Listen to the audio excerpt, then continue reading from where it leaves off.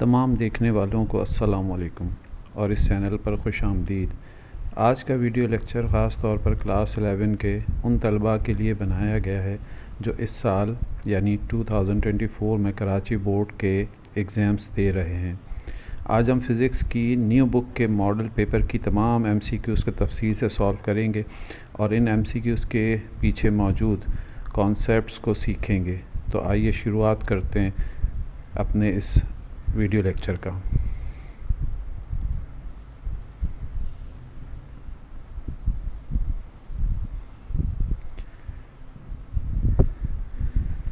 बेटा ये हमारा पहला MCQs है जो कि मॉडल पेपर में गिवन है। Unit of solid angle is dash. देखें, एंगल की हम दो टाइप बनाते हैं। एक वो टाइप है जिसको हम कहते हैं प्लेन एंगल, जो कि हम बहुत छोटी क्लासेस से पढ़ते आ रहे हैं, जो कि एक दो लाइंस के कॉम्बिनेशन से बनता है।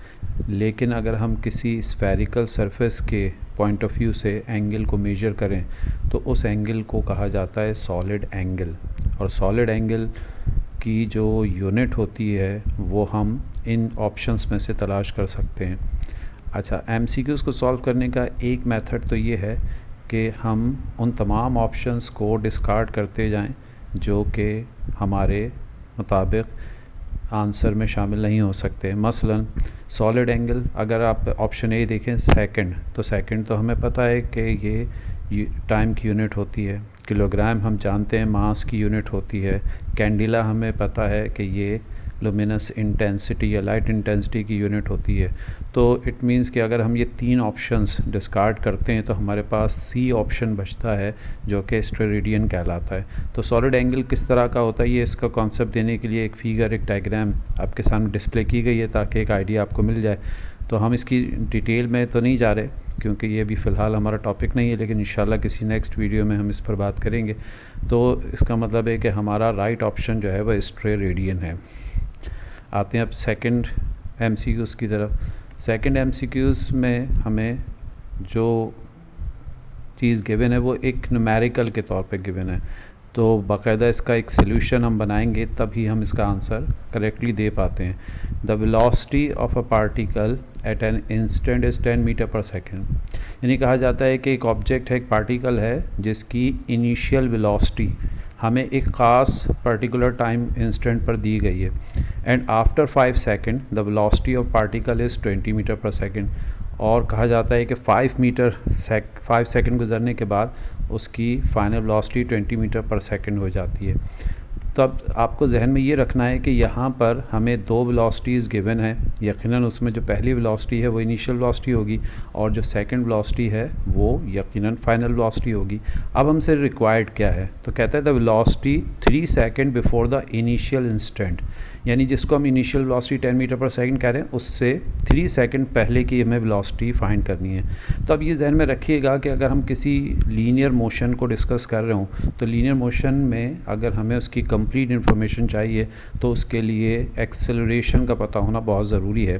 तो ऊपर जो हमें इन्फॉर्मेशन दी गई है, जो इनिशियल फाइनल वेलोसिटी और टाइम गिवन है, हम उसकी मदद से सबसे पहले इस मोशन का एक्सेलरेशन फाइंड कर लेते हैं। और जब हमें एक्सेलरेशन मिल जाएगा तो यकीनन उसके बाद हम आसानी किसी भी टाइम इंटरवल में उसकी जो वेलोसिटी है वो कैलकुलेट कर सकते हैं। तो बेटा पहले इसका हम ऑप्शंस देखते हैं कि कौन से ऑप्शंस हमें गिवन हैं। तो आप देखिएगा कि हमारे पास इसके 4 ऑप्शंस जो गिवन है वो है 8 मीटर पर सेकंड, 4 मीटर पर सेकंड, 6 मीटर पर सेकंड, 7 मीटर पर सेकंड।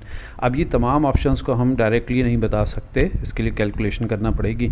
तो अब हम अपनी कैलकुलेशन स्टार्ट करते हैं, तो देखते जाइएगा। सबसे पहले हम एक इनिशियल पॉइंट को चूज़ कर लेते हैं कि लेट सपोज़ ये वो इनिशियल पॉइंट है जहाँ पर हमें वेलोसिटी 10 मीटर पर सेकंड बताई गई है और यहाँ से मूव करता हुआ object 5 second time interval cover करके 20 मीटर पर सेकंड की वेलोसिटी तक पहुँचता है। तो सपोज़ ये हमारे पास 10 मीटर पर सेकंड इसकी इनिशियल वेलोसिटी हो गई और ये हमारे पास इसका टाइम 5 सेकंड हो गया।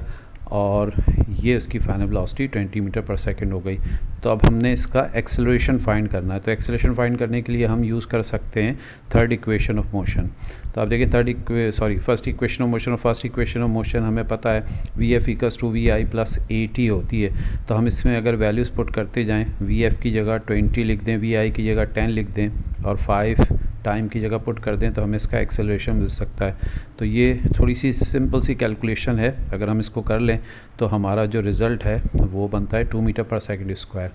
तो बेटा अब ये हमारा आंसर आ गया एक्सेलरेशन का। अब हमें ये फाइंड करना है कि ये जो रेड लाइन हमने ड्रॉ की है, जो कि हमारा वो इंस्टेंट था जहाँ पर वेलोसिटी 10 मीटर पर सेकंड थी और हमने इसको इनिशियल पॉइंट कहा था।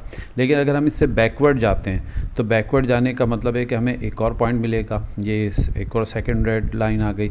तो हम इस पॉइंट के ऊपर कैलकुलेट करना चाहते हैं कि इसकी वेलोसिटी कितनी होगी। तो अब इसका तरीका सिंपल सा ये है कि आपने ये जो सेकंड लाइन ड्रॉ की है, अब आप इसको एक इनिशियल लाइन मान लेंगे और ये जो हमारी पहले वाली रेड लाइन है जहाँ से ये एरो शो किया गया है, इसको हम सेकंड जो है वो पॉइंट कंसिडर कर लेंगे, यानी फाइनल पॉइंट कंसिडर कर लेंगे। तो अब आप देखें कि हम इस पॉइंट से इस पॉइंट तक मूव करना चाहते हैं। तो अब हम इसका डेटा दोबारा ड्रॉ करते हैं, यानी हमें फाइंड करना है वी आई इनिशियल वेलोसिटी जो कि मीटर पर सेकंड में होगी, और हमें गिवन क्या है, तो गिवन हमें फाइनल वेलोसिटी। तो बेटा अब फाइनल वेलोसिटी कौन सी होगी, 20 मीटर पर सेकंड नहीं, 20 मीटर पर सेकंड तो उस मोशन के लिए थी जो कि आगे हमने सॉल्व की है।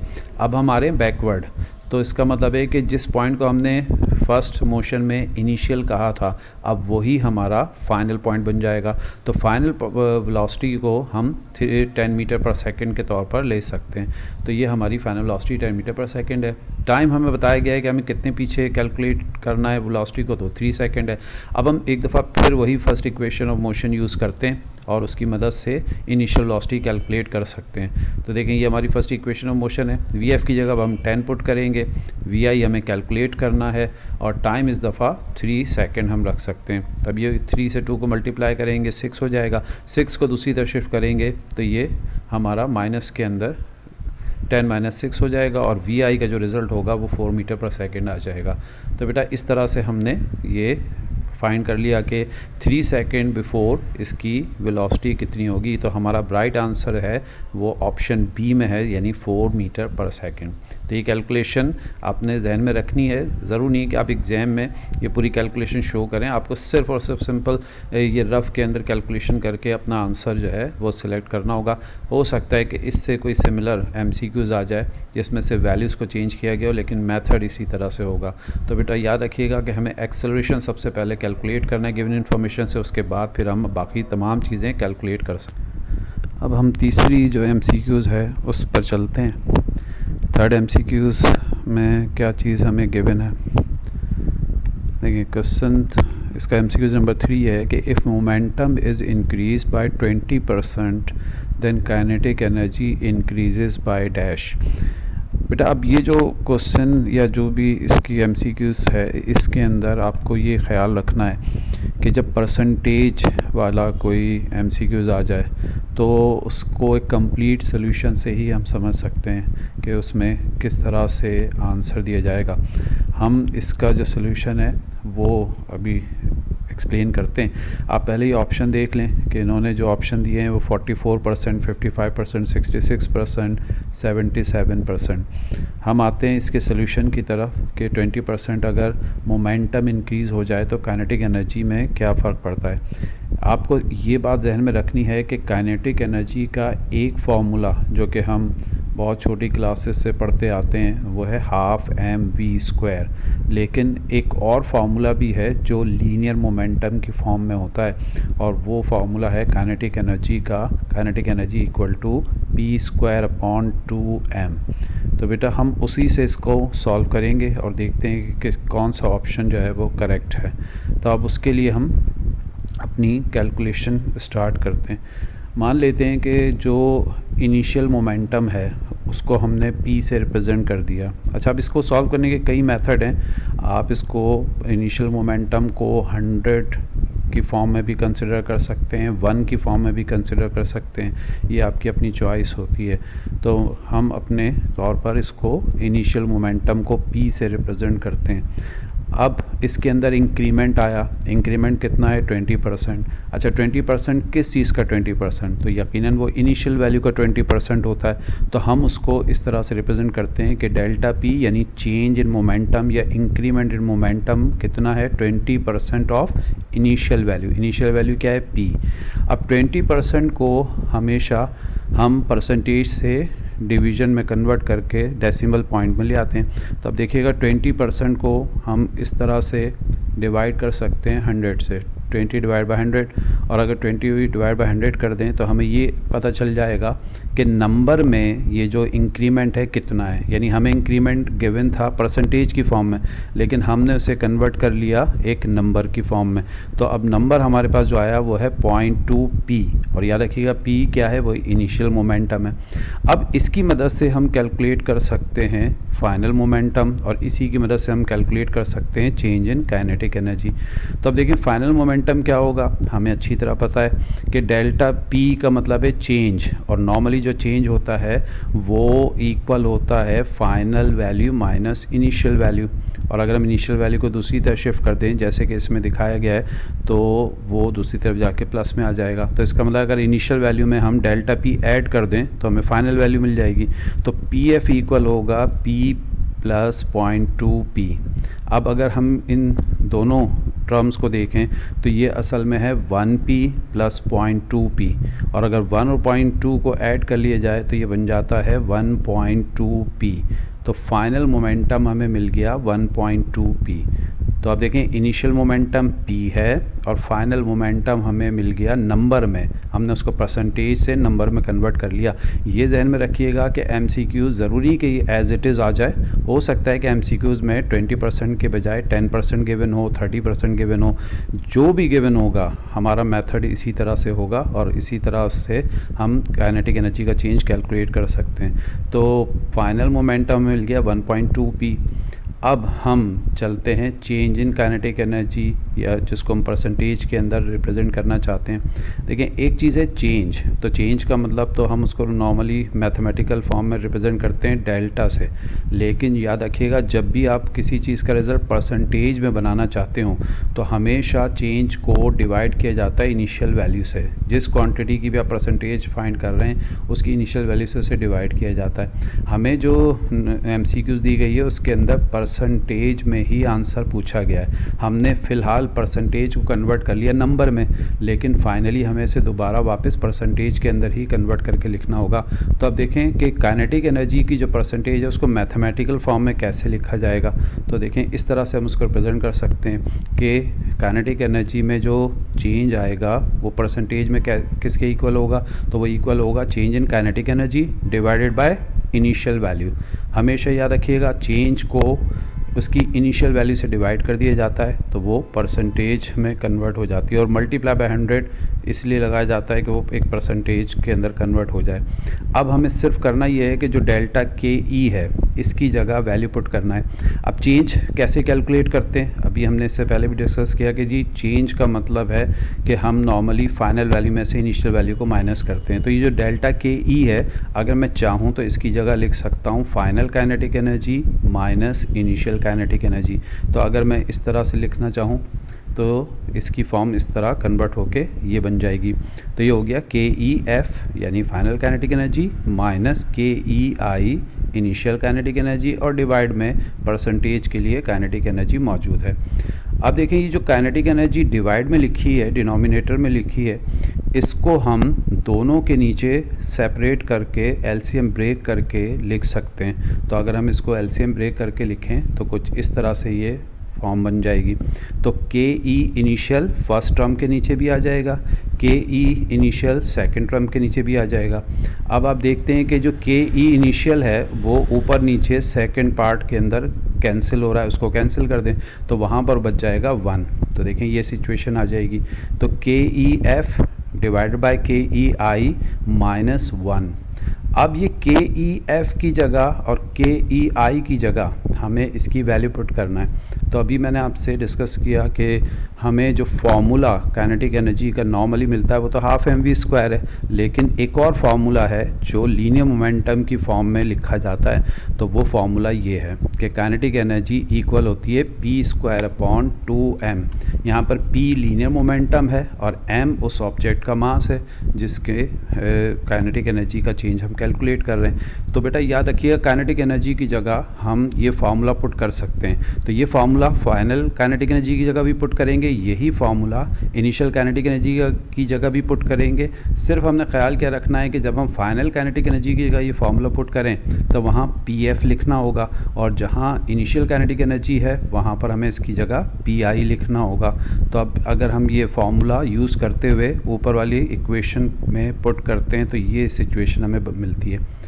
तो अब देखें, फाइनल काइनेटिक एनर्जी की जगह हमने उसकी वैल्यू पुट की। अब फाइनल काइनेटिक एनर्जी में p फाइनल मोमेंटम है, तो फाइनल मोमेंटम हमें यहाँ आप देखें ये लेफ़्ट साइड पर रेड कलर से आपको नज़र आ रहा है 1.2p। तो मैंने फाइनल मोमेंटम की जगह 1.2p लिख दिया, और डिवाइड में जो काइनेटिक एनर्जी इनिशियल है उसमें जो p आ रहा है उसमें इनिशियल मोमेंटम आप देखें वो टॉप के ऊपर लेफ़्ट साइड पर वो रेड कलर से गिवन है p, तो उसको हमने p से रिप्रेजेंट किया था। अब आप ज़रा इस ब्रैकेट का सोल्यूशन देखें तो आप देखें ये डबल फ्रैक्शन है, दोनों ऊपर यानी नॉमिनेटर और डिनोमिनेटर में ये 2m आपस में कैंसिल हो जाएगा, और कैंसिलेशन के बाद कुछ इस तरह की सिचुएशन हमें मिलेगी। और 2m के साथ साथ p² को भी हम कैंसिल कर सकते हैं। ये ध्यान में रखिएगा, वो जो स्क्वायर 1.2p के ऊपर है वो 1.2 पर भी आएगा और p पर भी आएगा। तो p पर आएगा तो p² हो गया, और नीचे वाले p² से वो कैंसिल हो जाएगा। और 1.2 का जब स्क्वायर करते हैं तो न्यूमेरिकली उसकी वैल्यू आती है 1.44।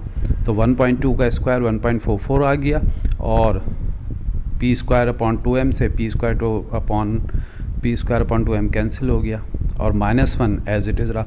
अब 1.44 में से 1 को माइनस कर दें और 100 से मल्टीप्लाई कर दें तो फाइनली हमारा रिज़ल्ट कुछ इस फॉर्म में आ जाता है, और ये है 44%। तो अब हम अगर बैक स्लाइड पर जाएं और चेक करें कि क्या सिचुएशन थी, क्या हमारा आंसर था, तो हमारा आंसर आपने अभी चेक किया था कि हमारा आंसर जो है वो 44% की फॉर्म में था। तो हम उसको दोबारा से एक दफ़ा चेक कर लेते हैं कि जो ऑप्शंस थे वो हमारे पास क्या गिवन थे। तो अब हमने अपनी मैथमेटिकल प्रूफ से ये चीज़ हासिल की, रिज़ल्ट बना दिया कि हमारी अगर मोमेंटम को 20% इंक्रीज़ किया जाए तो काइनेटिक एनर्जी में जो चेंज आता है वो 44% के इक्वल होता है। तो बेटा ये आपने चीज़ों को याद रखना है। इसी तरह से एग्ज़ाम के अंदर अगर कोई इस तरह का क्वेश्चन आ जाए, परसेंटेज बेशक थोड़ी सी डिफरेंट हो, तो आप उसको कन्वर्ट करके इस तरह सॉल्व करके फाइनल आंसर हासिल कर सकते हैं। अब चलते हैं नेक्स्ट MCQs की तरफ। लिखा है, a man with his arm at his sides is spinning on a light frictionless turntable when he extend his arms। आप देखें कि ये फिगर हमें इस MCQs की मीनिंग को समझने में मदद देती है। आप देखें जो राइट साइड पर फिगर बनी हुई है, इस राइट साइड पर बनी हुई फिगर में ये शो किया गया है कि एक शख्स एक ऐसी चेयर के ऊपर बैठा हुआ है जो कि रोटेट कर रही है। इसको नॉर्मली हम टर्न टेबल कहते हैं। तो इस चेयर के ऊपर ये एक ख़ास वेलोसिटी, एंगुलर वेलोसिटी के साथ रोटेट कर रहा है। अब कहा यह गया है कि अगर वो अपने आर्म्स को एक्सटेंड कर ले, जैसे कि लेफ़्ट साइड वाली फिगर में दिखाया गया है, तो फिर क्या सिचुएशन होगी। हम अब इसके ऑप्शंस देखते हैं कि वो हमसे क्या रिक्वायर कर रहा है। तो अब आप देखें इसमें कुछ ऑप्शंस गिवन है। ए ऑप्शन में क्या लिखा है, हिज एंगुलर वेलोसिटी इंक्रीजेस, यानी जैसे ही वो अपने हाथ को एक्सटेंड करेगा तो क्या उसकी एंगुलर वेलोसिटी इंक्रीज़ हो जाएगी। सेकंड ऑप्शन में क्या लिखा है, his angular velocity remains constant, यानी उसकी एंगुलर वेलोसिटी कांस्टेंट रहेगी। सी पार्ट में लिखा है हिज रोटेशनल इनर्शिया डिक्रीजेस, यानी उसका रोटेशनल इनर्शिया कम हो जाएगा। फोर्थ पार्ट में लिखा है कि his angular momentum remains constant. अब हम ज़रा one by one her option पर डिस्कशन करते हैं और देखते हैं कि हमारा राइट ऑप्शन हमें क्या मिलता है। सबसे पहले फर्स्ट ऑप्शन की बात करें, हिज एंगुलर वेलोसिटी इंक्रीजेस, कि जब वो अपने हाथ को एक्सटेंड करता है तो क्या उसकी एंगुलर वेलोसिटी इंक्रीज़ हो जाती है।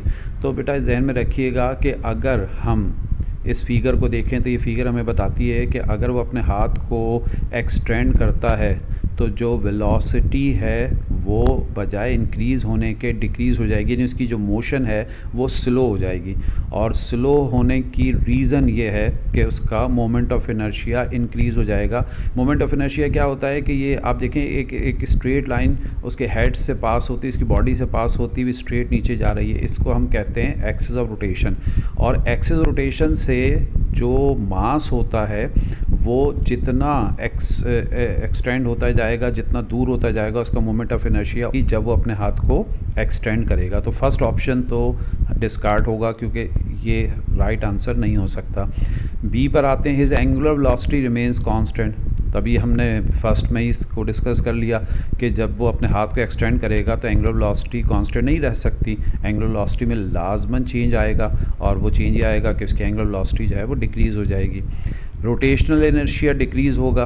अभी मैंने आपसे कहा कि जी रोटेशनल इनर्शिया जो है वो डिक्रीज़ नहीं हो सकता, क्योंकि रोटेशनल इनर्शिया का अगर फार्मूला मैं आपको भी डिस्प्ले भी करता हूँ कि रोटेशनल इनर्शिया के फार्मूले की बात करें तो रोटेशनल इनर्शिया, ये जिसको मोमेंट ऑफ इनर्शिया भी कहते हैं, उसका फार्मूला होता है mr²। तो आप ज़रा गौर करें कि इसमें जो r है वो इस एक्सल रोटेशन से डिस्टेंस है। तो अब r हमें यहाँ पर क्या नज़र आ रहा है? तो सर r तो इसमें इंक्रीज़ हुआ है क्योंकि उसने अपने हाथ को एक्सटेंड किया है। तो अगर उसने अपने हाथ को एक्सटेंड कर लिया तो इसका मतलब ये हुआ कि उसका डिस्टेंस सेंटर से बढ़ गया, यानी मोमेंट ऑफ इनर्शिया इंक्रीज़ हो गया। तो मोमेंट ऑफ इनर्शिया इंक्रीज़ हुआ है, डिक्रीज़ नहीं हुआ। तो ये ऑप्शन भी राइट ऑप्शन नहीं हो सकता। His angular momentum remains constant, अब ये है फोर्थ ऑप्शन, और यही हमारे लिए करेक्ट ऑप्शन है, क्योंकि रोटेशनल मोशन में हम ये पढ़ते हैं कि अगर कोई एक्सटर्नल टॉर्क ना एक्ट कर रहा हो, जैसे इस सिचुएशन में है कि जब वो अपने हाथ को एक्सटेंड करेगा तो कोई एक्सटर्नल फोर्स, एक्सटर्नल टॉर्क तो उस पर एक्स्ट्रा अप्लाई नहीं हुआ, तो ये पूरा सिस्टम अपने एंगुलर मोमेंटम को कांस्टेंट रखने की कोशिश करेगा, और जो इसकी एंगुलर वेलोसिटी रिड्यूस होगी वो इसके रेडियस से कवर हो जाएगी। मैं आपको एक और फार्मूला डिस्प्ले करता हूँ। वो फार्मूला ये है कि एंगुलर मोमेंटम का फार्मूला होता है mvr।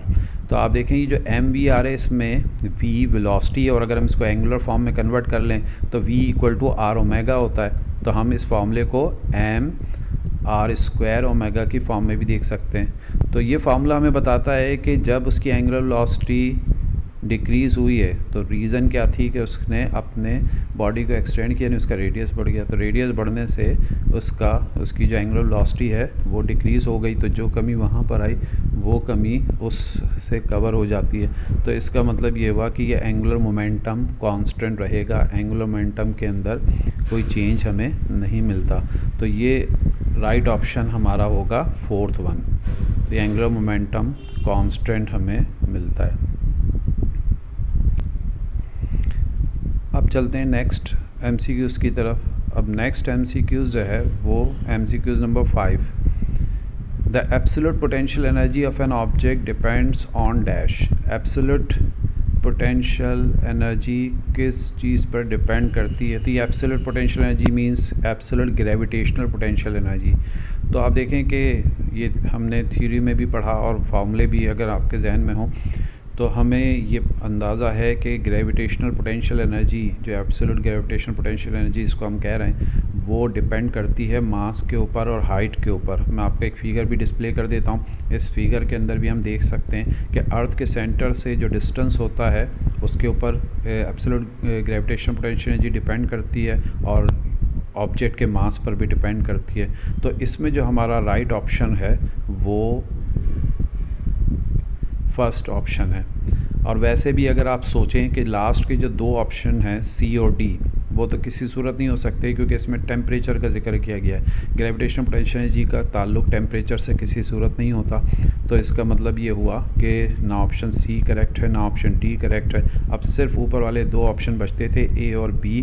तो B में मास का जिक्र तो है लेकिन डिस्टेंस का जिक्र नहीं है, और एब्सोल्यूट ग्रेविटेशनल पोटेंशियल एनर्जी तो डिपेंड ही जो है डिस्टेंस के ऊपर करती है। सेंटर ऑफ अर्थ से कितने डिस्टेंस के ऊपर ऑब्जेक्ट मौजूद है उसी लिहाज से उसकी ग्रेविटेशनल पोटेंशियल एनर्जी सेट होती है। तो इसका मतलब हाइट का जिक्र जिसमें आएगा वो MCQ जो है करेक्टेड होगी।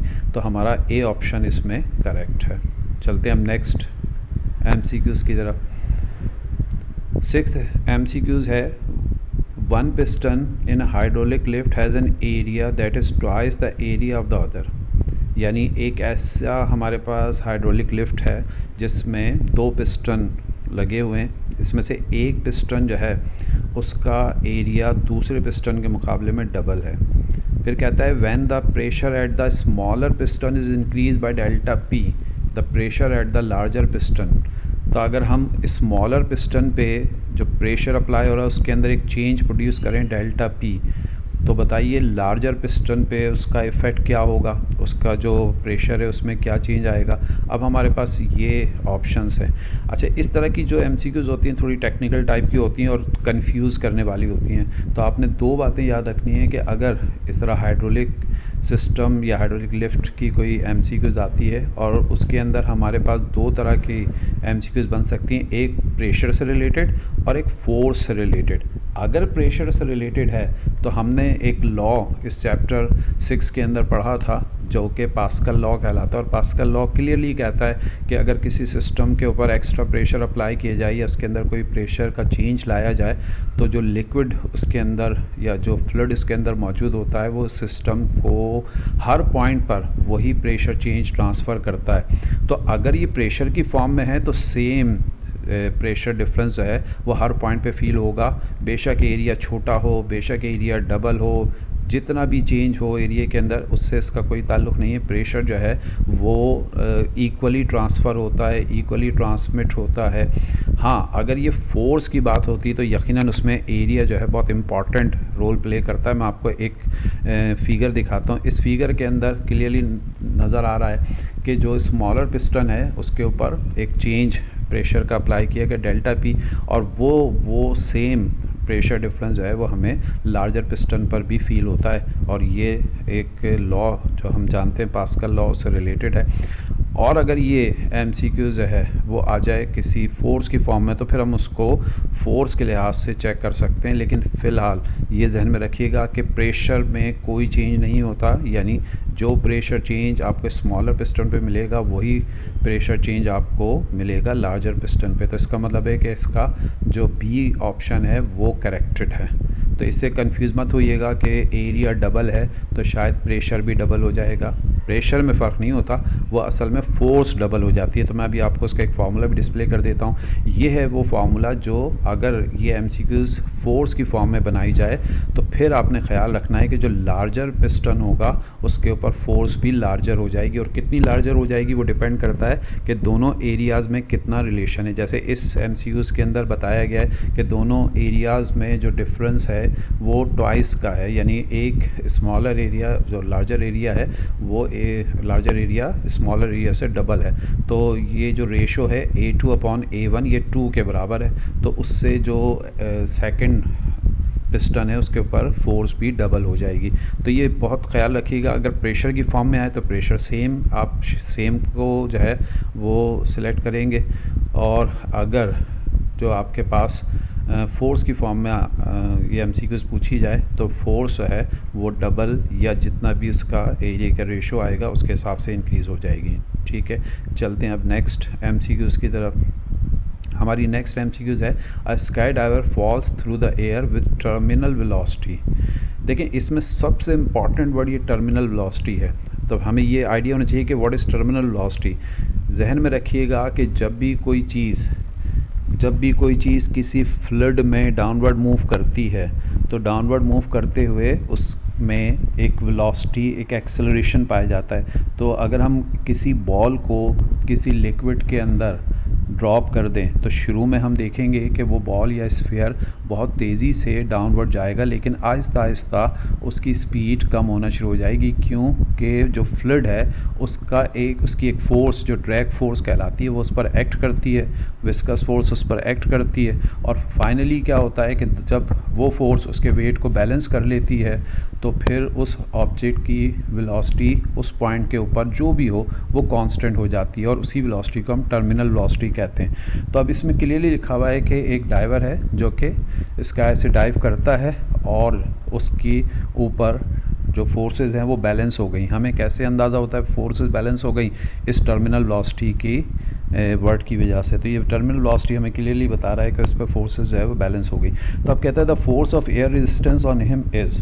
अब हमारे ऑप्शंस क्या हैं? तो आप देखें ऑप्शन में लिखा है कि जो एयर रेजिस्टेंस है वो उसके वेट के हाफ के इक्वल होगी, या फिर उसके वेट के एग्जैक्ट इक्वल होगी, या फिर उसके वेट से ट्वाइस होगी या फिर हम उसकी कोई इन्फॉर्मेशन हासिल नहीं कर सकते इस MCQs की मदद से। तो अभी मैंने आपसे कहा कि जब टर्मिनल वेलोसिटी का वर्ड आ जाए तो ये ख्याल रखिएगा, टर्मिनल वेलोसिटी हमें क्लियरली बताती है कि हमारे पास जो वेट है वो यकीनन उस ड्रैग फोर्स के या उस रेजिस्टिव फोर्स के 100% इक्वल होगा। तो हमारा राइट ऑप्शन क्या है? तो राइट ऑप्शन हमारे पास, अब ये फिगर भी थोड़ा एक्सप्लेन करती है इस बात को, तो हम राइट ऑप्शन में लिखेंगे इक्वल टू हिज वेट। तो ये इसका करेक्टेड आंसर है। अब हम चलते हैं नेक्स्ट MCQs की तरफ। तो अब इसकी जो नेक्स्ट MCQs है, MCQs number 8, the force between two charges placed in air is F। यानी दो चार्जेस हैं जिनको हम Q1 Q2 चार्ज कह सकते हैं और वो एयर में प्लेस किए गए हैं और उनके दरमियान जो फोर्स है, कूलम फोर्स, जो इलेक्ट्रोस्टैटिक फोर्स भी कहलाती है, उसे कैलकुलेट किया गया तो वो F है। अब कहा जाता है कि if air is replaced by a medium of relative permittivity epsilon r then force is reduced to. यानी अगर हम उन दोनों चार्जेस के दरमियान जो मीडियम है एयर, उसमें एक और हम मीडियम इंसर्ट कर दें जिसकी रिलेटिव परमिटिविटी एप्सिलॉन आर है, तो फोर्स पर क्या इफ़ेक्ट पड़ेगा? तो याद रखिएगा जो कूलम फोर्स होती है वो मीडियम डिपेंडेंट होती है बिटवीन द चार्जेस। तो दोनों चार्जेस के दरमियान जब आप मीडियम चेंज करेंगे तो उस मीडियम के चेंज करने का इफ़ेक्ट जो है वो लाजमन फोर्स के ऊपर पड़ता है और वो डिपेंड करता है कि उस मीडियम की रिलेटिव परमिटिविटी कितनी है। तो उस रिलेटिव परमिटिविटी के मुताबिक फोर्स है वो चेंज होती है। तो अब इसमें से कौन सा ऑप्शन करेक्टेड है? तो हम बाकायदा इसका एक मैथमेटिकल प्रूफ भी दे सकते हैं जिससे हमें आइडिया होगा कि कौन सा ऑप्शन जो है वो करेक्टेड है। तो मैं आपको एक इसकी फिगर पहले डिस्प्ले कर दूं। मान लीजिए हमारे पास दो चार्जेस हैं Q1 Q2 और इनके दरमियान एक डिस्टेंस है जो R से रिप्रेजेंट किया गया है और जो फोर्स इस वक्त बन रही है वो कूलम्स लॉ के मुताबिक K Q1 Q2 upon R² है। ये भी ध्यान में रखिएगा कि जो K है ये कूलम कांस्टेंट, इसका अपना एक फार्मूला है जो कि एयर के लिए या फ्री मीडियम के लिए 1/4 पाई एप्सिलॉन नॉट होता है। और अगर हम उसके अलावा कोई और मीडियम इन चार्जेस के दरमियान प्लेस करते हैं तो ये K का फार्मूला 1/4 पाई एप्सिलॉन नॉट और एप्सिलॉन R उसमें ऐड हो जाता है। तो अब हम चेक करते हैं कि इसमें राइट ऑप्शन कौन सा है। तो अब देखिए हम इस फोर्स को दो दफ़ा कैलकुलेट करते हैं, एक विद एयर, सिंपल एयर के साथ, और एक फिर हम इस मीडियम के साथ कैलकुलेट करेंगे। तो ये हमारे पास फार्मूला है जो कूलम्स लॉ है 1/4 pi epsilon not Q1 Q2 upon R²। ठीक है, अब हम देखते हैं अगर हम मीडियम इंसर्ट करते हैं तो फिर फार्मूले में क्या चेंज आती है। तो कोई भी हमने मीडियम उसमें इंसर्ट किया तो सिर्फ चेंज ये आएगा कि जो एप्सिलॉन नॉट है उसके साथ रिलेटिव परमिटिविटी का कांस्टेंट यानी एप्सिलॉन R भी ऐड हो जाएगा। तो देखें ये सिचुएशन आ जाएगी। अब इस फोर्स को मैंने F' इसलिए कहा कि ये फोर्स उस ऊपर वाली फोर्स से डिफरेंट होगी जो कि एयर में थी। अब हम इन दोनों फोर्सेस का कंपैरिजन करते हैं और उस कंपेयर करके ही हमें आइडिया होगा कि फोर्स में क्या चेंज आता है। तो आप ज़रा गौर करें कि इसके अंदर ये जो 1/एप्सिलॉन R है, मैं इसको लेफ़्ट साइड पर लिख सकता हूँ और बाकी तमाम चीज़ों को एक साथ एक जगह इकट्ठा किया जा सकता है, तो इसको इस फॉर्म में लिखा जा सकता है। अच्छा, अब आप गौर करें कि मैंने 1/एप्सिलॉन R को रेड कलर से शो किया है और जो बाकी ब्लू कलर से हमने शो किया है वो ऊपर वाली फोर्स है जो एयर के साथ थी। तो हम इस 1/4 pi epsilon not Q1 Q2 upon R² की जगह F लिख सकते हैं जो कि एयर के साथ फोर्स थी। तो सिचुएशन कुछ इस तरह की बन जाएगी। अब आप देखें ये बहुत क्लियरली आपको राइट ऑप्शन सेलेक्ट करने में हेल्प करेगा कि ये जो F है उस 1 से मल्टीप्लाई होकर ऊपर आ जाएगी और हमारा जो आंसर बनेगा वो ये कि जो न्यू फोर्स होगी F' जिसको हम कह रहे हैं वो होगी F/एप्सिलॉन R। तो अब देख लें अपने ऑप्शंस में सेकंड ऑप्शन जो है वो यही है कि हम उसकी जगह F/एप्सिलॉन R चूज़ कर सकते हैं। चलिए अब नेक्स्ट MCQs को देखते हैं। नेक्स्ट MCQs हमारे पास क्या है? The charging of a capacitor through a resistance follows. यानी अगर हम एक कैपेसिटर को चार्ज करना चाहें एक रेजिस्टर के थ्रू, तो हम ये जानते हैं कि एक ऐसा सर्किट जिसमें एक कैपेसिटर के साथ एक रेजिस्टेंस अटैच कर दी जाए तो उसे कहा जाता है आरसी सीरीज़ सर्किट। तो ये आरसी सीरीज़ सर्किट की एक एमसीक्यूज़ है जिसमें कहा गया कि अगर हम कैपेसिटर को डायरेक्टली चार्ज करने के बजाय एक रेजिस्टेंस के थ्रू चार्ज करें, तो ये बात हमें अच्छी तरह इल्म है कि जब आप एक कैपेसिटर को रेजिस्टेंस के थ्रू चार्ज करते हैं तो उसकी चार्जिंग का प्रोसेस कंट्रोल्ड होता है, उस रेजिस्टर के थ्रू कंट्रोल करके चल रहा होता है, तो वो स्लो चार्जिंग हो जाती है अगर आप उसको डायरेक्टली चार्ज करें। तो आप देखें कि इसके ऑप्शंस हमारे पास क्या हैं कि इसके ऊपर जो भी कंडीशन अप्लाई हो रही है वो लीनियर लॉ है, स्क्वायर लॉ है, एक्सपोनेंशियल लॉ है या इन्वर्स स्क्वायर लॉ है। तो अगर आपने अपनी थ्योरी की बुक को चेक किया हो तो उसके अंदर जो कैलकुलेशन की गई है, जो फार्मूला है, उस फार्मूले से और एक ग्राफ से हमें आइडिया मिलता है कि इसका कौन सा ऑप्शन करेक्टेड होगा। तो देखें, ये वो फार्मूला है जो चार्जिंग को रिप्रेजेंट करता है कि जब भी आप किसी कैपेसिटर के साथ एक रेजिस्टर अटैच कर देंगे जिसकी वैल्यू, जिसको आर से हम रिप्रेजेंट करते हैं, तो फिर वो कैपेसिटर बहुत ग्रेजुअली जो है वो चार्ज को स्टोर करता जाता है और इसका ये जो बिहेवियर है ये एक्सपोनेंशियल फॉर्म में होता है। इसीलिए हम इसमें जो ऑप्शन है वो देखेंगे कि कहाँ पर एक्सपोनेंशियल है। तो ये ग्राफ भी एक एक्सपोनेंशियल बिहेवियर को शो कर रहा है। तो बस सिंपल सा याद रखिएगा कि चार्जिंग ऑफ कैपेसिटर थ्रू और resistor is always exponential form. तो हम इसमें एक्सपोनेंशियल लॉ वाला जो ऑप्शन है उसको करेक्टेड फॉर्म के अंदर कंसिडर करते हैं। तो ये हमारा राइट। आइए अब नेक्स्ट इसकी एमसीक्यूज़ पर चलते हैं। अब जो नेक्स्ट एमसीक्यूज़ है वो हमारे पास गिवन है। A wire of uniform area of cross section A, length L and resistor R is cut into two parts. The resistivity of each part. तो अब इसमें जहन में रखिएगा ये एमसीक्यूज़ भी दो तरह एग्ज़ाम में आ सकती है कि ये जो कुछ भी इंफॉर्मेशन दी गई है, एक वायर है, उसका क्रॉस सेक्शनल एरिया ए है, उसकी लेंथ एल है, उसकी रेजिस्टेंस आर है, तो हो सकता है कि आपसे पूछा जाए कि जब उसको पीसेस में कन्वर्ट कर दिया जाए तो उसकी रेजिस्टेंस पे क्या इफ़ेक्ट पड़ता है। एक बात ये ध्यान में रखिएगा, रेजिस्टेंस पे क्या इफ़ेक्ट पड़ता है, और दूसरा हमसे ये पूछा जा सकता है कि उसकी रेजिस्टिविटी पे क्या इफ़ेक्ट पड़ता है। तो आप देखें, ये जो एमसीक्यूज़ अभी डिस्प्ले हुई है इसके अंदर हमसे रेजिस्टिविटी का इफ़ेक्ट पूछा गया है। तो मैं दोनों के आंसर बता रहा हूँ एहतियातन के, अगर चेंज करके पूछ लिया जाए तो आपके जहन में हो कि हमें राइट ऑप्शन क्या सिलेक्ट करना है। ध्यान में रखें कि अगर किसी वायर को पीसेस में कन्वर्ट कर दिया जाए तो उसकी रेजिस्टेंस चेंज हो जाती है, उसकी रेजिस्टेंस डिक्रीज़ हो जाती है। हर पीस जो है वो अलग अलग रेजिस्टेंस जो है वो शो करता है। जो टोटल रेजिस्टेंस पूरे वायर की होती है उससे रेजिस्टेंस हर पीस की कम हो जाती है। लेकिन रेजिस्टिविटी याद रखिएगा एक इंट्रिंसिक प्रॉपर्टी है, यानी किसी भी मटेरियल के अंदर एक प्रॉपर्टी मौजूद होती है और वो उसकी साइज़ पर डिपेंड नहीं करती।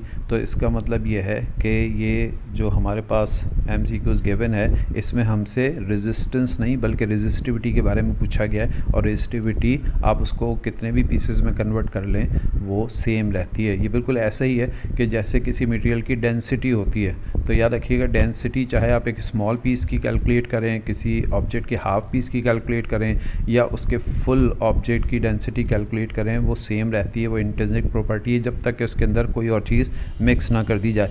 बिल्कुल सेम ऐसा ही रेजिस्टिविटी का मामला है कि रेजिस्टिविटी भी जो है वो सेम रहती है, चाहे वो कंप्लीट वायर हो, चाहे हाफ वायर हो या उसके और मज़ीद पीसेस कर दिए जाएँ, रेजिस्टिविटी सेम रहती है। तो अब हम इसके अंदर ऑप्शन डी जो है वो सिलेक्ट करते हैं जो करेक्टेड है। तो ये हमारा राइट ऑप्शन आ गया। अब चलते हैं नेक्स्ट हमारे पास एमसीक्यूज़ है। A heat sensitive device whose resistivity changes with the change in temperature is called. अब याद रखिएगा रेजिस्टिविटी वैसे तो एक कांस्टेंट प्रॉपर्टी है, इंट्रिंसिक प्रॉपर्टी है, लेकिन जब आप किसी भी मटेरियल का टेम्परेचर चेंज करते हैं तो टेम्परेचर चेंज करने से रेजिस्टिविटी भी चेंज हो जाती है। तो अब वो कहता है कि हमारे पास ऐसी कौन सी हीट सेंसिटिव डिवाइस है जो कि टेम्परेचर से उसकी रेजिस्टिविटी में चेंज आ जाता है। अब ऑप्शन अगर आप चेक करें तो ऑप्शन के अंदर है कंडक्टर, रेजिस्टर, थर्मिस्टर, थर्मोमीटर। तो आप देखें कि इसके अंदर जो थर्मिस्टर वाला ऑप्शन है वो करेक्टेड ऑप्शन है, क्योंकि थर्मिस्टर एक ऐसी रेजिस्टेंस होती है जो टेम्परेचर के साथ अपनी वैल्यू को चेंज करती है। तो हम इसमें सी ऑप्शन को सिलेक्ट करते हैं, ये हमारा करेक्टेड आंसर है। ठीक है, अब चलते हैं नेक्स्ट एमसीक्यूज़ की तरफ।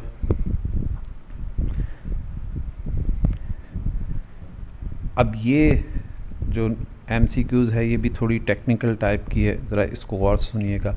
अ child swinging on a swing in sitting position stands up, then the time period of the swing will. यानी कहा जा रहा है कि एक बच्चा एक स्विंग पे एक झूले पर जो है वो मोशन की कंडीशन में है, और अगर वो उस झूले पर एक स्टैंडिंग पोजीशन में आ जाए तो उस मोशन के टाइम पीरियड पर क्या इफ़ेक्ट आएगा।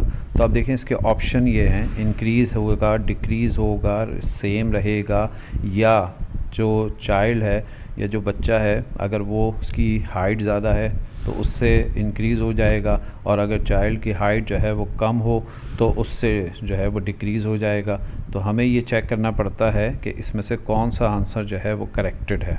अच्छा, हम ये जानते हैं कि एक ऐसा ऑब्जेक्ट जो कि वाइब्रेटरी मोशन में हो, ऑसिलेटरी मोशन में हो, जैसे स्विंग की एग्जांपल है, तो ये एक तरह से पेंडुलम की एग्जांपल से हम इसको एक्सप्लेन कर सकते हैं। आप देखें कि मैं यहाँ पर एक फ़िगर आपके सामने डिस्प्ले करता हूँ। इस फिगर के अंदर हमें वो चीज़ एक्सप्लेन की गई है कि उसके टाइम पीरियड पे क्या इफ़ेक्ट पड़ेगा, और ये हमारा एक फार्मूला है जो हमें इस तरह की सिचुएशन में टाइम पीरियड के इफ़ेक्ट को एक्सप्लेन करता है। आप गौर करें कि इस फार्मूले के अंदर हमें बताया गया है कि 2π√L/g ये टाइम पीरियड का फार्मूला है। अच्छा, 2π कांस्टेंट है, g जो ग्रेविटेशनल एक्सेलरेशन है अर्थ की सरफेस पर, g की वैल्यू हम नॉर्मली कंसिडर करते हैं एज अ कांस्टेंट। तो 2π कांस्टेंट हो गया, g कांस्टेंट हो गया, तो अब हमारे पास सिर्फ रह गया length l, under root length l।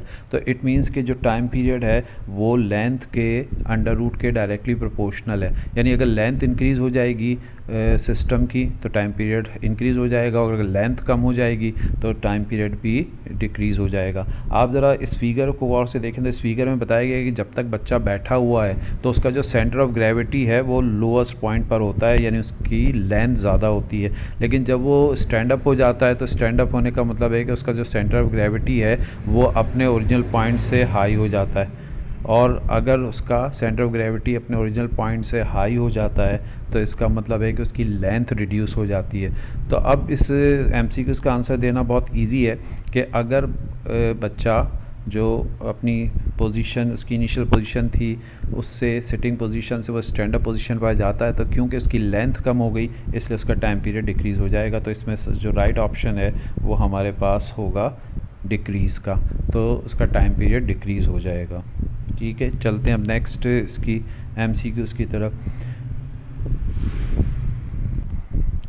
बेटा अब ये नेक्स्ट एमसीक्यूज़ में हमसे कहा गया a heavily damped system has a fairly flat resonance curve in. अब ये इसके ऑप्शंस पहले हम देख लेते हैं कि इसमें क्या ऑप्शंस हमें गिवन है। An acceleration time graph, an amplitude and frequency graph, velocity time graph, distance time graph. तो बेटा ये याद रखिएगा कि डैम्प्ड हार्मोनिक मोशन हमें बताती है कि अगर किसी रेजिस्टिव मीडियम में कोई सिस्टम ऑसिलेट करेगा तो उस मीडियम की रेजिस्टिव फोर्सेस उसकी मोशन को डिक्रीज़ करने की कोशिश करती हैं और उसका एम्पलीट्यूड रिड्यूस हो जाता है।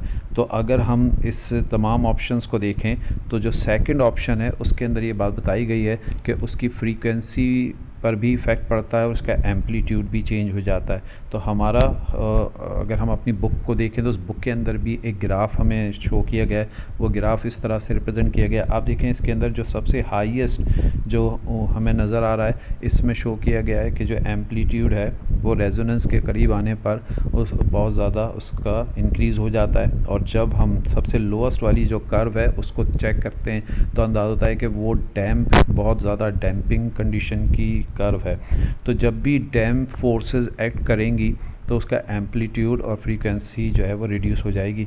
तो ये हमें ग्राफिकली किस फॉर्म में, किस कर्व की फॉर्म में शो किया जाता है, तो ये एम्पलीट्यूड और फ्रीक्वेंसी की फॉर्म में शो किया जाता है। तो ये हमारा सेकंड ऑप्शन जो है वो करेक्टेड है। अब हमारी नेक्स्ट जो MCQs है उसको हम देखते हैं। MCQs number 14। If VA, VH and VM are the speeds of sound in air, hydrogen gas and a metal at the same temperature then, यानी ये हमें 3 स्पीड बताई गई हैं। VA का मतलब है स्पीड इन एयर, VH का मतलब है speed of sound in hydrogen gas और VM का मतलब है speed of sound in metal. तो अब हमसे कहा जा रहा है कि अगर हम ये सेम टेम्परेचर पे तीनों मीडियम, ये 3 मीडियम हो गए हमारे लिए, इन तीनों मीडियम में स्पीड ऑफ साउंड को चेक करते हैं तो क्या रिज़ल्ट मिलता है। तो अब देखें ये हमारे पास ऑप्शन है। इन ऑप्शंस में हमसे कहा गया है कि फर्स्ट ऑप्शन में कहा गया है कि VA is greater than VH and VH is greater than VM। इसका मतलब ये हुआ कि ये एक तरतीब बताई गई है कि स्पीड ऑफ साउंड एयर में सबसे ज़्यादा होगी, फिर उसके बाद हाइड्रोजन गैस में होगी, उसके बाद मीडियम में होगी। सेकंड ऑप्शन में ये है कि जो मेटल है उसमें सबसे ज़्यादा होगी, फिर उसके बाद हाइड्रोजन में उससे कम होगी, फिर उसके बाद जो एयर है उसमें उससे कम होगी। तो इस तरह से ये ऑप्शंस बना के दिए गए हैं, लेकिन हमें असल में इसके पीछे जो कॉन्सेप्ट है उसका इल्म होना बहुत ज़रूरी है। तो आप देखें कि ये हमारा एक फार्मूला है जो कि हमें Newton's formula for speed of sound में बताया गया था कि स्पीड जो है वो मीडियम की इलास्टिसिटी के अंडर रूट के डायरेक्टली प्रोपोर्शनल होती है। यानी जो मीडियम जितना ज़्यादा इलास्टिक होगा उतना ही उसके अंदर स्पीड ज़्यादा होगी साउंड की। तो आप देखें कि अगर हम ये तमाम जो ऑप्शन हमें दिए गए इन ऑप्शन में मीडियम्स की बात करें तो एक मीडियम इसमें मेटल है, एक मीडियम इसके अंदर एयर है और एक मीडियम हाइड्रोजन है। अगर हम इन तीनों को चेक करते हैं तो हमें अंदाज़ा होता है कि मेटल की इलास्टिक प्रॉपर्टी या इलास्टिसिटी सबसे ग्रेटर होती है और दूसरे नंबर पर उसके जो एयर या हाइड्रोजन है उसकी हमें इलास्टिसिटी मिलती है। तो अगर हम इलास्टिसिटी को चेक करते हैं तो पता चलता है कि इलास्टिसिटी जो है वो मेटल की ज़्यादा है। तो इसका मतलब है कि मेटल के अंदर अगर कोई साउंड वेव ट्रैवल कर रही है तो उसकी स्पीड ज़्यादा होगी दैन हाइड्रोजन और एयर। लेकिन हमें ये भी बताया गया था कि जो स्पीड है साउंड की वो डेंसिटी के अंडर रूट के इन्वर्सली प्रोपोर्शनल होती है। तो अगर हम इलास्टिसिटी के रिस्पेक्ट से देखें तो मेटल में हमें स्पीड सबसे ज़्यादा मिलेगी एज़ कम्पेयर टू एयर और हाइड्रोजन। लेकिन अगर हम डेंसिटी को देखें तो डेंसिटी के रिस्पेक्ट से जो सबसे लाइटेस्ट मीडियम होगा उसमें स्पीड सबसे ज़्यादा होगी। तो सबसे लाइटेस्ट मीडियम इसमें हाइड्रोजन है क्योंकि एयर उसके मुकाबले में डेंसर होती है। तो आप देखें कि हमारे पास जो राइट ऑप्शन बनता है वो ये कि हमें इलास्टिसिटी यानी डेंसिटी का इफ़ेक्ट लेसर होता है, जबकि जो हमारे पास इलास्टिसिटी का इफ़ेक्ट है वो ज़्यादा होता है। तो अगर हम इलास्टिसिटी को चेक करके चलते हैं तो मेटल की इलास्टिसिटी सबसे ज़्यादा होती है। तो हमें उस ऑप्शन को सिलेक्ट करना है जिसमें मेटल में स्पीड सबसे ज़्यादा दिखाई गई। तो अगर हम चारों ऑप्शंस को चेक करें तो सेकंड ऑप्शन के अंदर हमें VM पहले नंबर पे नज़र आता है। तो यही हमारे लिए बेस्ट आंसर है, तो हम इसी को सिलेक्ट करते हैं। तो ये हमारी MCQs नंबर 14 का करेक्टेड आंसर हो गया। अब देखते हैं इसकी नेक्स्ट जो MCQs है, MCQs number 15। In Young's double slit experiment when the distance between slits and screen is doubled while separation of the slit is halved then fringe width will be। तो अब इसके ऑप्शंस पहले देख लें, ये हमारे पास ऑप्शंस हैं। अब हम इस MCQs की मीनिंग को समझते हैं, कॉन्सेप्ट को समझते हैं। इसमें कहा गया है कि यंग डबल स्लिट एक्सपेरिमेंट में हमने कुछ कैलकुलेशन, कुछ मैथमेटिकल वर्क किया था और उससे एक फ्रिंज से दूसरे फ्रिंज तक का डिस्टेंस कैलकुलेट किया था। इसको फ्रिंज स्पेसिंग कहते हैं। और अगर आपकी नॉलेज हो, आपके जहन में हो, तो वो इस डायग्राम से भी शो हो रहा है। और ये फार्मूला जो हमने यहाँ डिस्प्ले किया है ब्लू कलर से, इस फार्मूले से हमें फ्रिंज स्पेसिंग का आइडिया होता है। फ्रिंज स्पेसिंग डेल्टा वाई से रिप्रेजेंट की गई है। फ्रिंज स्पेसिंग याद रखिएगा, एक फ्रिंज से दूसरे फ्रिंज तक, यानी एक ब्राइट फ्रिंज से दूसरे ब्राइट फ्रिंज तक या एक डार्क फ्रिंज से दूसरे डार्क फ्रिंज तक का डिस्टेंस होता है। यानी ये कह लें सिंपल कि दो कंसेक्यूटिव जो डार्क फ्रिंजेस हैं या दो कंसेक्यूटिव ब्राइट फ्रिंजेस हैं, उनके दरमियान के डिस्टेंस को कहते हैं डेल्टा वाई।